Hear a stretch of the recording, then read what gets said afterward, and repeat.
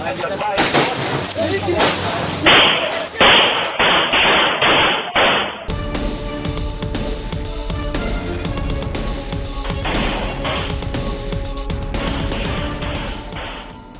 প্রকাশ্যে আবার কখনো বা ঘুরছে চোরাগুপ্তা হামলা। নির্বাচন ঘনিয়ে আসলেও চট্টগ্রামে তেমন উন্নতি হচ্ছে না আইনশৃঙ্খলা পরিস্থিতি। বিশেষ করে নির্বাচনী প্রচারণায় গুলিবর্ষণ সহ নানা ঘটনায় বেড়েছে উদ্বেগ উৎকণ্ঠা। বাড়ছে শীর্ষ সন্ত্রাসীদের চোরাগুপ্তা হামলা ও প্রকাশ্যে গুলির ঘটনা।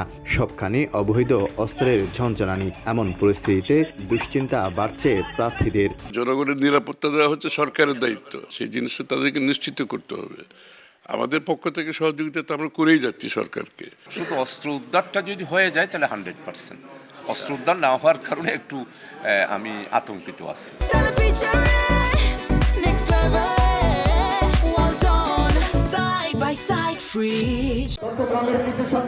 প্রতীক বরাদ্দের পর 22 জানুয়ারি থেকে পুরোদমে শুরু হবে অলিগলিতে প্রচারণা। এর আগে অস্ত্র উদ্ধার ও সন্ত্রাসীদের গ্রেফতারের মাধ্যমে লেভেল প্লেয়িং ফিল্ড তৈরির দাবি প্রার্থীদের। প্রশাসন যথেষ্টভাবে চেষ্টা করছে, অত্যন্ত কঠোরভাবে অস্ত্রধারী যারা সন্ত্রাসী তাদের বিরুদ্ধে ব্যবস্থা নেবে।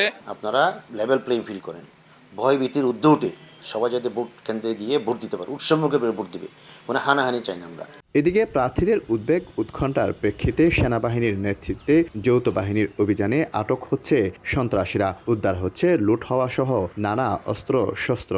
আমরা দ্রুতই এর থেকে আমরা বের হয়ে আসবো এবং সকলের মধ্যে একটা আস্থার জায়গা তৈরি হবে এবং সেই প্রত্যয় আমাদের আছে।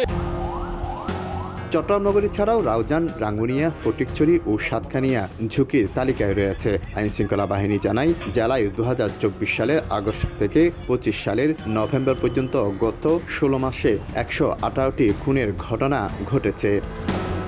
শফিকুল আলম, সময় সংবাদ, চট্টগ্রাম।